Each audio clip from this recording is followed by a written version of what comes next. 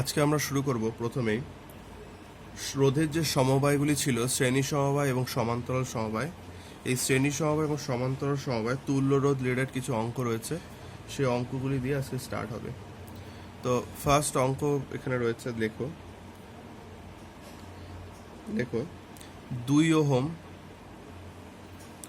3 ohm, 4 ohm. 2 ohm,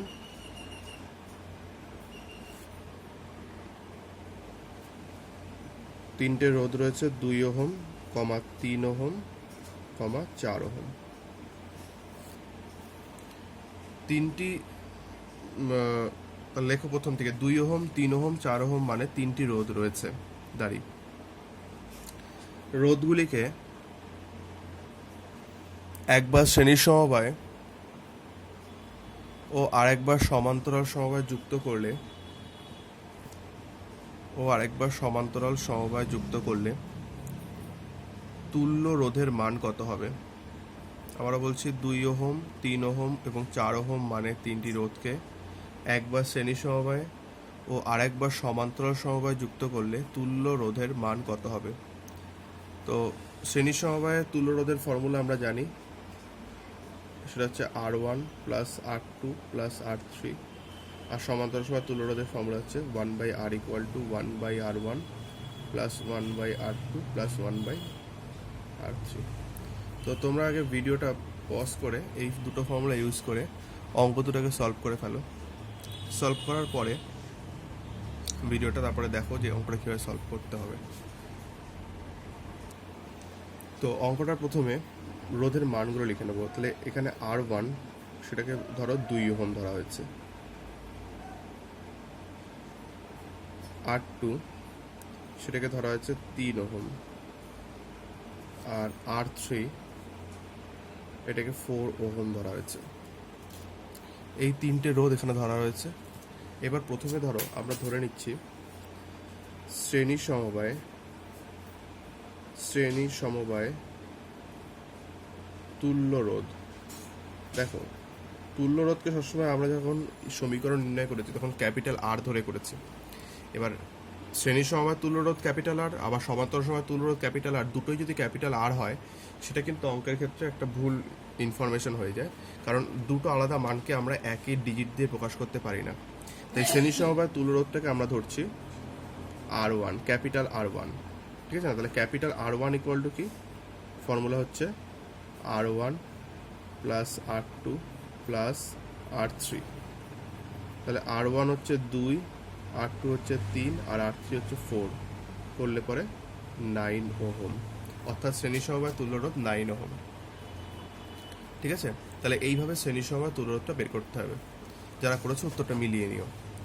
আর সমান্তরাল সমবায়, দেখো সমান্তরাল সমবায় যদি আমরা সেই একইভাবে মানে আর ধরতাম তাহলে দুটো একই হয়ে যেত। এটাকে যেহেতু R1 ধরা হয়েছে ওটাকে আমরা R2 ধরবো। দেখো সমান্তরাল সমবায় তুল্য রোধ, সমান্তরাল সমবায়ে তুল্য রোধ সেটাকে আমরা ধরছি R2। তাহলে ইকুয়েশনটা কি হবে? 1/R2 equal to 1/R1 plus 1/R2 plus 1/R3। তাহলে মানগুলো বসিয়ে দেবো। R1 এর মান হচ্ছে 1/2, R2 এর মান হচ্ছে 1/3, R3 এর মান হচ্ছে 1/4। তাহলে এই তিনটেকে যদি আমরা লসাগু করি তাহলে আসছে 12। তাহলে এখান থেকে 12 লসাগু হচ্ছে। তাহলে 2 দিয়ে গেলে 6, 3 দিয়ে গেলে 4, 4 দিয়ে গেলে 3। তাহলে 1/R2 ইকুয়াল টু 6 4 10 13/12। তো ভালো করে দেখো, এটাই কিন্তু তুল্যরোধ নয়, কারণ তুল্যরোধ আমি বলেছিলাম যে সমান্তরাল সমবায় যে মানটা আসে সেটা তুল্যরোধের রেসিপ্রোকাল আসে, মানে অনন্যক আসে। তুল্যরোধ তো আমরা R2 ধরেছি, তাই এখানে বেরিয়েছে 1/R2। তাই লাস্ট স্টেপে তুল্যরোধে এটা কিন্তু উল্টে দিতে হবে। তাহলে R2 ইকুয়াল টু কী হবে? 12/13। এটাকে ভাগ করে নিয়ে পয়েন্টে বের করে নেবে। এত পয়েন্টে বের করতে হবে, কিন্তু এটা আমি আর করলাম না সময় নষ্ট করে। তো এটাকে কিন্তু এভাবে ঘুরিয়ে নিতে হবে। এই লাইনটা যদি না করো, যদি না ঘুরিয়ে নিয়ে এই পর্যন্ত ছেড়ে দাও তাহলে কিন্তু অঙ্কটা কাটা যাবে। তো এটা একটু ভালো করে দেখো, অঙ্কটাকে ভালো করে দেখো এবং ভিডিওটাকে পজ করে যাদের হয়নি তারা অঙ্কটা টুকে নাও, ঠিক আছে না, প্রত্যেকটা লাইন বুঝে বুঝে কিন্তু করতে হবে।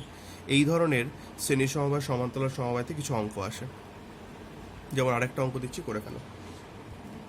তো পরের কোয়েশ্চেন, তোমাকে 10 ওহমের দুটি রোধ দেওয়া হয়েছে, সেখান থেকে কিভাবে 5 ওহম রোধ পাওয়া যাবে। তোমাকে 10 ওহমের দুটি রোধ দেওয়া হয়েছে, সেখান থেকে কিভাবে 5 ওহম রোধ পাওয়া যাবে। তো ভিডিওটাকে পজ করে নিয়ে অঙ্কটা করে নেবে আগে, তারপরে উত্তরটার সাথে মেলাবে। তো দেখো কিভাবে সলভ করতে হবে।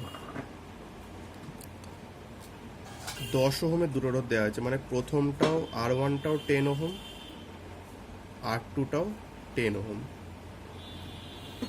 ঠিক আছে না। তো এখানে অঙ্কটা দেখে এটা বোঝা যাচ্ছে যে কি হবে, কারণ শ্রেণী সমবায় যুক্ত করলে তো শ্রেণী সমবায় তো আমরা ইকুয়েশনগুলোকে যোগ করি, মানে এই যে মানে রোধের মানগুলোকে যোগ করি, যোগ করলে তো 20 ওহম হয়ে যাবে নিশ্চয়ই। তাহলে শ্রেণী সমবায় যোগ করা হয়নি, তাহলে অবশ্যই সমান্তরাল সমবায় যোগ করা হয়েছে।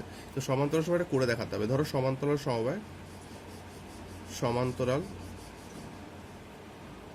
সমবায়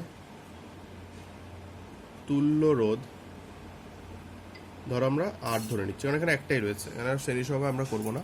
তো এক্ষেত্রে তাহলে 1/r ইকুয়াল টু হয়ে যাচ্ছে 1/10 প্লাস 1/10, অর্থাৎ যোগ করলে আসবে 2/10, কাটলে 1/5, লাস্টে উল্টে দিতে হবে r ইকুয়াল টু 5 ওহম।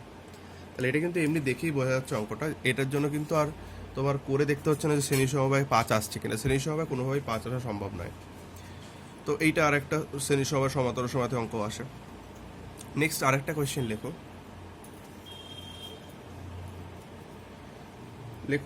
দুটি রোধ কুণ্ডলীর শ্রেণী ও সমান্তরাল সমবায় তুল্য রোধ যথাক্রমে 12 ওহম এবং 5/3 ওহম, 12 ওহম এবং 5/3 ওহম দাঁড়ি দিয়ে রোধ দুটির মান নির্ণয় করো। তো এই হচ্ছে অঙ্কটা। এখানে রোধ দুটো রোধ আছে, যে রোধ দুটো শ্রেণী সমবায় তুল্য রোধ বের করলে আসবে 12 ওহম, আর সমান্তরাল সমবায় যুক্ত করলে তুল্য রোধ আসবে 5/3 ওহম। তোমাকে রোধ দুটোর মান চাওয়া হচ্ছে। তো দেখো রোধ দুটির মান মনে করি R1 ও R2 ওহম।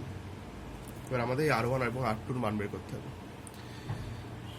তাহলে দেখো শ্রেণী সমবায় যখন আমরা করবো তখন কি হবে, R1 plus R2 equal to 12। তাহলে R1 ইকুয়াল টু কি আসবে, 12 মাইনাস R2, ঠিক আছে না। আচ্ছা এখানে আর ওরকম লেখার দরকার নেই, ইকুয়েশন করছি যেহেতু। R1 equal to 12 minus R2, এই মানটা আমরা মাথায় রাখবো। এটাকে ধরো 1 নম্বর ইকুয়েশন ধরে নিচ্ছি।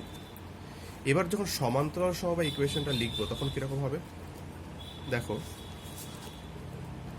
সমান্তরাল সমবায় তুল্য রোধ 5/3 ওহম, কিন্তু আমরা জানি এটাকে 1/r ফর্মে লেখা হয়। তার মানে কি এটা উল্টে যাবে, 1/5/3 মানে 3/5 equal to 1/r1 plus 1/r2। ভালো করে বোঝো, এটাকে উল্টে দিলাম কেন, কারণ আমরা 1/r লিখি। তা 1/r আর 1 তাহলে কি লিখতে হতো, 1/5/3 মানে উল্টে গেলে 3/5, এটাই এসছে। তো এখান থেকে আমরা করব 3/5 ইকুয়াল টু, এখান থেকে লসাগু যদি আমরা করি তাহলে R1 R2, তাহলে R1 প্লাস R2। এবারে দেখো 3/5 ছিল এটা, বাই 5, R1 প্লাস R2 মান একটু আগে পেলাম আমরা যে R1 প্লাস R2 মান কিন্তু 12, তাহলে ওপরে বসে গেল 12। আর 1 নম্বর ইকুয়েশনের মানটাই নিচে বসিয়ে দেবো। R1 ইকুয়াল টু কি পেয়েছি, 12 মাইনাস R2, তাহলে R1টাকে রিপ্লেস করে দেবো 12 মাইনাস R2 দিয়ে ইন্টু R2। এবার এই ইকুয়েশনটা সলভ করবে, ভালো করে দেখে নাও। এই ইকুয়েশনটা সলভ করে এখান থেকে R2 এর মান বেরিয়ে যাবে, ঠিক আছে না। আর এখানে R2 এর মান বসিয়ে আমরা R1 এর মান পেয়ে যাবো এই ইকুয়েশন থেকে, বা এই ইকুয়েশন থেকে R2 এর মান বসিয়ে দিলে R1 এর মান পেয়ে যাবো। তো এটাকে সলভ করো, এটাকে নর্মালি যেরকমভাবে সলভ করো বীজগণিতিক ইকুয়েশন সেভাবে সলভ করবে। প্রথমে আমি এটাকে বজ্রগুণন করে নেবো। আচ্ছা গুণ করে নাও আগে। তাহলে গুণ করলে কি হবে, 3/5 equal to 12/5 12R2 minus R2 তার স্কোয়ার। ঠিক আছে, এবার তাহলে বজ্রগ্রহণ করি। বজ্রগ্রহণ করলে কি হচ্ছে, তো দেখো বজ্রগ্রহণ করলে এটা আসছে -3R2 তার square plus 36R2 equal to 60। আচ্ছা, এখানে 3 কমন নিয়ে নাও, আর মাইনাসটাকে সাইড চেঞ্জ বা মাইনাসটা কমন নিয়ে নিতে পারো। মাইনাস যদি এখান থেকে কমন নিয়ে নিই আর -3 যদি কমন নিয়ে নিই তাহলে কি হয়ে যাবে, R2 স্কোয়ার। এটা যেহেতু মাইনাস কমন নিচ্ছে এটা মাইনাস হয়ে যাবে, 3 কমন নিচ্ছে, 3 বারং 36 মানে 12R2 হয়ে যাবে। তাহলে এখানে কি হয়ে যাবে, -30। ঠিক আছে না, না সরি 20। দেখো মানে আমরা কি করলাম, -3 দিয়ে ভাগ করে দিলাম। -3 দিয়ে ভাগ করলে এখানে ধরো -3 কেটে গেল, এখানে প্লাসের জায়গায় মাইনাস হয়ে গেল, 3 বারং 36 12 হয়ে গেল, আর 3 দিয়ে ভাগ করলাম 20 হয়ে গেল, আর মাইনাস যেহেতু ছিল মাইনাস হয়ে গেল। তোমরা যেভাবে ইচ্ছা করতে পারো, এটাকে সাইড চেঞ্জ করেও করতে পারো। আমি জাস্ট ছোটো করে নিলাম ইকুয়েশনটাকে। ক্যালকুলেশন যে যার মেথডে করতে পারো, অসুবিধা নেই। যদি মনে হয় না এটাকেই নিয়ে মিডল টার্ম করবে, অসুবিধা নেই। দেখো এটাকে সাইড চেঞ্জ করাচ্ছি, R2 তার square minus 12R2 plus 20 equal to 0। 20 মানে হচ্ছে 10 ইন্টু 2, 20 করলে তাহলে R2 তার square minus 10R2 minus 2R2 plus 20 equal to 0।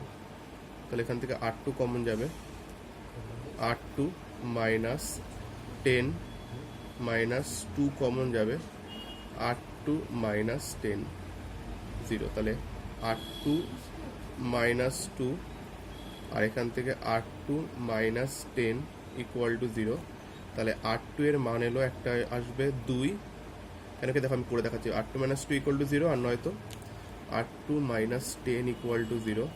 তাহলে R2 এর এখান থেকে মান আসছে 2 ওহম, এখান থেকে R2 এর মান আসছে 10 ওহম। তাহলে R2 এর মান যদি 2 ওহম হয়, তাহলে আগে যে ইকুয়েশনটা পেয়েছিলাম, তোমরা খাতা যারা টুকে নিয়েছো দেখো, তাহলে R1 ইকুয়াল টু কি ছিল, R1 ইকুয়াল টু ছিল হচ্ছে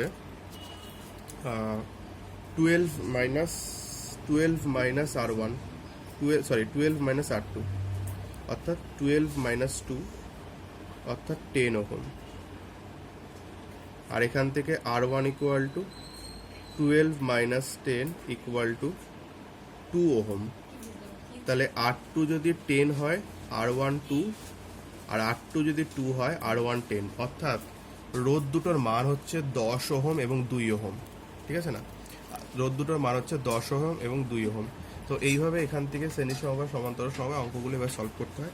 আরও কিছু অঙ্ক সহায়িকা বই থেকে পেয়ে যাবে। ঠিক আছে না, এগুলো অঙ্কগুলো ভালো করে দেখতে হবে। নেক্সট আমরা চলে আসছি, দেখো একটা লাইন পাবে বইতে, দেখো আমি বই দেখাচ্ছি। এই যে শ্রেণী সমবায় তুল্য রোধের মান, শ্রেণী সমবায় তুল্য রোধের মান সব থেকে বড় রোধটির থেকেও বড় হয় এবং সমান্তরাল সমবায় তুল্য রোধের মান সব থেকে ছোট রোধটির থেকেও ছোট হয়। এই লাইনটা তুলে কোয়েশ্চেন আসে। তো এই লাইনটা লেখো খাতায়, যে শ্রেণী সমবায় তুল্য রোধের মান সব থেকে বড় রোধটির থেকেও বড় হয় এবং সমান্তরাল সমবায় তুল্য রোধের মান সব থেকে ছোট রোধটির থেকেও ছোট হয়। হাইপেন দিয়ে ব্যাখ্যা করো। তো এটার অ্যান্সার কিভাবে দেবে দেখো।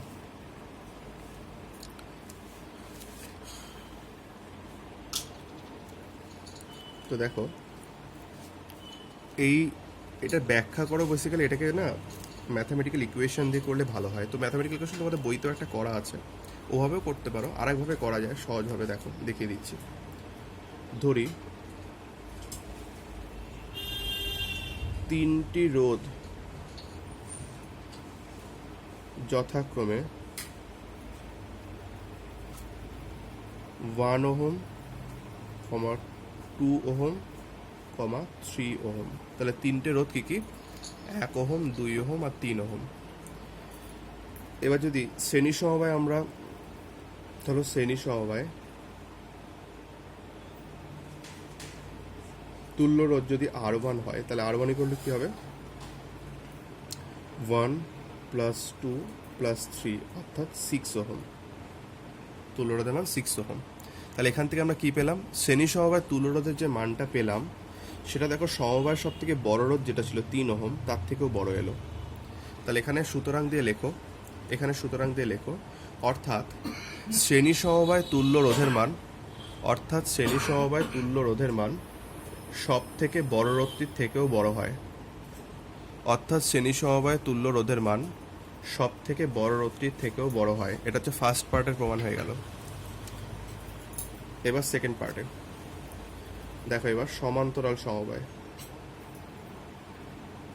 সমান্তরাল সমবায়, সমান্তরাল সমবায় তুল্যরোধ যদি R2 হয় তাহলে 1/R2 ইকুয়াল টু কি আসবে, মানে সমান্তরাল সমবায় তুল্যরোধ R2 লিখে নেব ওপরে, তারপরে লেখো 1/R2 ইকুয়াল টু কি হবে, 1/1, 1/2 প্লাস 1/3।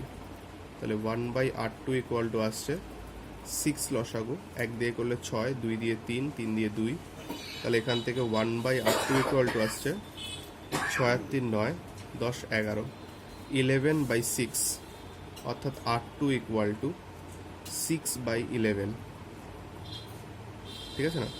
তো এটাকে যদি পয়েন্টে বের করা হয় তাহলে মান আসছে, তো এখানে কিন্তু 0.54 ওই রকম আসবে, আরও থাকবে ডিজিট। তো এখানে দেখো এটা কিন্তু সব থেকে ছোটো রোধ, মানে সমবায় ছোটো রোধ ছিল 1 ওহম, তার থেকেও মানটা ছোট এলো।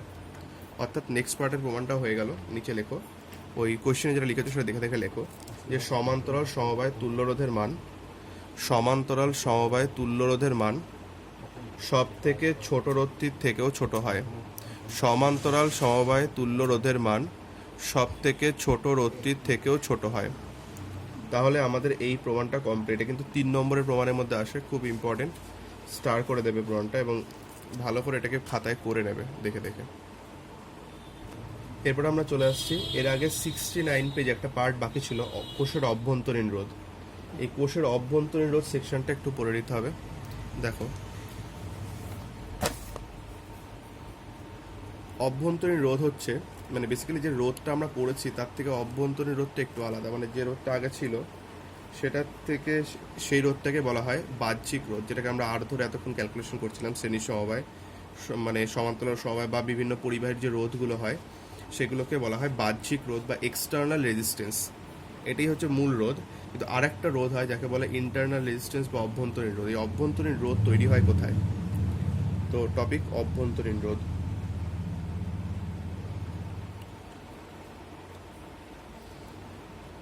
অভ্যন্তরীণ রোধকে আমরা সবসময় ছোট হাতের আর দ্বারা ডিনোট করব, ঠিক আছে না?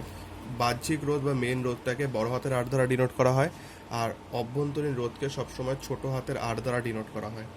অভ্যন্তরীণ রোধ হলো, ধরো একটা তড়িৎ কোষ বলতে ধরো একটা ব্যাটারি, ঠিক আছে না? একটা ব্যাটারি, তার যে ক্যাথোড এবং অ্যানোড, মানে ধরো এই যে ব্যাটারি, এগুলো শুধু ব্যাটারি নয়, এগুলো বিভিন্ন রকম তড়িৎ বিশ্লেষণ সেলের মধ্যেও তৈরি হয়, ঠিক আছে না? তো দেখো এই যে ব্যাটারি, এটা মনে করছে একটা তড়িৎ কোষ, এর সাথে একটা বর্তনী কানেক্টেড আছে এবং এখানে যথারীতি এক লাইট জ্বলছে। তো দেখো যখন তড়িৎ এই তারের মধ্য দিয়ে ফ্লো হচ্ছে, ঠিক আছে না, তারের মধ্য দিয়ে ফ্লো হওয়ার সময় কিন্তু সে একটা বাধা পাচ্ছে। এই যে তারের মধ্য দিয়ে ফ্লো হওয়ার সময় যে বাধাটা পাচ্ছে সেটাকে আমরা বলে থাকি বাহ্যিক রোধ বা এক্সটার্নাল রেজিস্ট্যান্স, যেটা এতক্ষণ আমরা পড়ছিলাম। কিন্তু এই তড়িৎ কোষের এই যে তরল থাকে, তরল মানে হচ্ছে তড়িৎ কোষের মধ্যে যে রাসায়নিক বা কেমিক্যাল উপাদানগুলো থাকে, ইনগ্রিডিয়েন্টগুলো থাকে, তার মধ্য দিয়েও কিন্তু তড়িৎ পাস করে। এবং তার মধ্য দিয়ে তড়িৎ পাস করার সময় সেখানেও একটা রোধ তড়িৎকে ফেস করতে হয়। তো এই ব্যাটারির অভ্যন্তরে যে রোধ থাকে তাকেই বলা হয় ইন্টারনাল রেজিস্ট্যান্স বা অভ্যন্তরীণ রোধ, ঠিক আছে না? বাইরে যে রোধটা থাকে তাকে বলে এক্সটার্নাল রেজিস্ট্যান্স, এবং ব্যাটারির অভ্যন্তরে যে রোধটা থাকে তাকে বলে ইন্টারনাল রেজিস্ট্যান্স বা অভ্যন্তরীণ রোধ। এই যেটা ব্যাটারির পজিটিভ পোল আর নেগেটিভ পোলের মধ্যে যখন তড়িৎ চলাচল করে তখন এটা ব্যাটারির মধ্যে তৈরি হয়। তো এইটাকেই আমরা অভ্যন্তরীণ রোধ বলে থাকি। তো ফার্স্ট কোয়েশ্চেন, অভ্যন্তরীণ রোধ কাকে বলে? অভ্যন্তরীণ সংজ্ঞা পাবে, দেখো বইতেই পাবে যে দেখো কোষের অভ্যন্তরে থাকা, এটা তড়িৎ কোষের অভ্যন্তরে থাকা লিখলে ভালো হবে, যে তড়িৎ কোষের অভ্যন্তরে থাকা তরল তড়িৎ প্রবাহে কিছু বাধা সৃষ্টি করে। মানে তড়িৎ কোষের মধ্যে যে কেমিক্যাল উপাদানগুলি থাকে সেই উপাদানগুলি তড়িৎ প্রবাহকে কিছুটা পরিমাণ বাধা দেয়। এই বাধাটাকেই বলা হয় অভ্যন্তরীণ রোধ। এখানে আগেও কিছু কথা রয়েছে, মানে কীরকম বলছে, বর্তনীতে যদি তড়িৎ প্রবাহ পজিটিভ টু নেগেটিভ পোলের দিকে হয়, মানে প্রবাহটা এদিক থেকে দিকে হচ্ছে, মানে কি পজিটিভ পোল থেকে নেগেটিভ পোলের দিকে হচ্ছে, তার মানে ব্যাটারির মধ্যে ফ্লোটা কিন্তু ঠিক উল্টো দিকে হয়। এই জন্য আমরা বলি তড়িৎ কোষের মধ্যে প্রবাহ উল্টো দিকে হয়। তড়িৎ কোষের মধ্যে ফ্লোটা হচ্ছে নেগেটিভ টু পজিটিভ পোলের দিকে। যদি বাইরে প্রবাহ হয় পজিটিভ টু নেগেটিভ পোলের দিকে, তড়িৎ কোষের অভ্যন্তরে হয় নেগেটিভ টু পজিটিভ পোলের দিকে। তো নেগেটিভ টু পজিটিভ পোলের দিকে তড়িৎ প্রবাহিত হওয়ার সময় এর ভেতরে যে রেজিস্ট্যান্স তৈরি হয় তাকেই বলা হয় ইন্টারনাল রেজিস্ট্যান্স। এই ইন্টারনাল রেজিস্ট্যান্স বেশ কিছু বিষয়ের ওপর নির্ভর করে, সেগুলো কী কী আমাদের ভালো করে একটু জেনে নিতে হবে। তো দেখো, এই তড়িৎদ্বার দুটোর মধ্যে যদি ডিস্টেন্সটা বেড়ে যায়, মানে এই যে পজিটিভ পোল আর নেগেটিভ পোলটাকে যদি আরও বেশি দূরে রাখা হয়, তার মানে কি এই তড়িৎদ্বার দুটোর মধ্যে ডিস্টেন্স বেড়ে যায়। আর এই তড়িৎদ্বার দুটোর মধ্যে যদি ডিস্টেন্স বেড়ে যায়, তাহলে কিন্তু এখানে কিন্তু অভ্যন্তরীণ রোধটাও বেড়ে যায়। তাহলে অভ্যন্তরীণ রোধ প্রথম যে বিষয়ের ওপর নির্ভরশীল সেটা হচ্ছে ডিস্টেন্স, তড়িৎদ্বার দুটোর ডিস্টেন্স। নেক্সট, এর ভেতরে যে তরলটা, সক্রিয় কেমিক্যাল উপাদানটা ইউজ করা হয় যার মাধ্যমে তড়িৎটা সৃষ্টি হয়, এই উপাদানটার প্রকৃতির ওপর কিন্তু রোধ নির্ভর করে। এই উপাদানটা চেঞ্জ করে দিলে রোধ বেড়েও যেতে পারে অথবা কমেও যেতে পারে। আর যেটা হয়, তড়িৎদ্বার দুটোর ক্ষেত্রফল, মানে তড়িৎদ্বার দুটোকে যদি আরও বড় করে দেওয়া হয়, তড়িৎদ্বার দুটোর ক্ষেত্রফল বাড়লে কিন্তু রোধ কিন্তু কমে যায়। তাহলে অভ্যন্তরীণ রোধ মূলত তিনটে বিষয়ের উপর নির্ভর করে। নাম্বার 1, তড়িৎদ্বার দুটোর মধ্যে দূরত্ব, তড়িৎ কোষের মধ্যে ব্যবহৃত রাসায়নিক উপাদান এবং তড়িৎদ্বার দুটির ক্ষেত্রফল।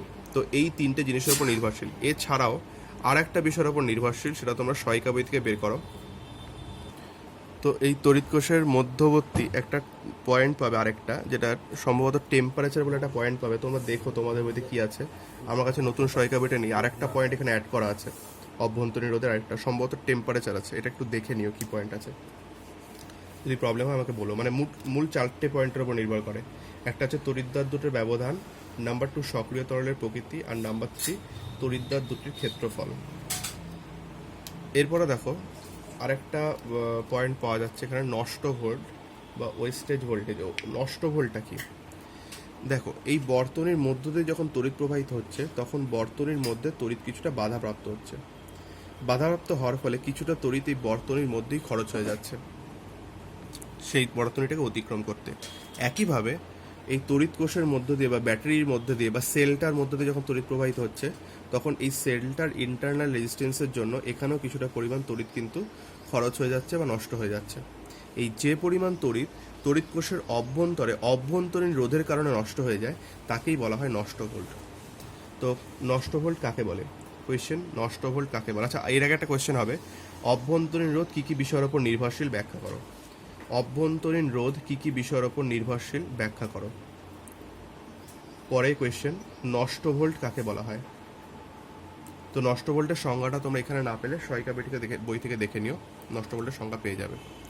তো এই নষ্ট ভোল্টটা আমরা বের করব কিভাবে বের করব? দেখো, এই যে প্রবাহ মাত্রা যেটাকে আমরা আই বলি, রেজিস্ট্যান্স যেটাকে আমরা আর বলি, মানে যেটা মেন রেজিস্ট্যান্স, আর একটা অভ্যন্তরীণ রোধ যেটা ইন্টারনাল রেজিস্ট্যান্স আর, এবং কোষের এই বর্তনীর বিভব প্রভেদ যদি ভি হয়, আচ্ছা ভি দরকার নেই, যদি মনে করো ওই ব্যাটারির তড়িৎচালক বল যদি ধরো ই হয়, ইএমএফ যেহেতু আমরা ই ধরছি, তো এদের মধ্যে একটা সম্পর্ক রয়েছে। সম্পর্কটা হচ্ছে I equal to E by R plus R.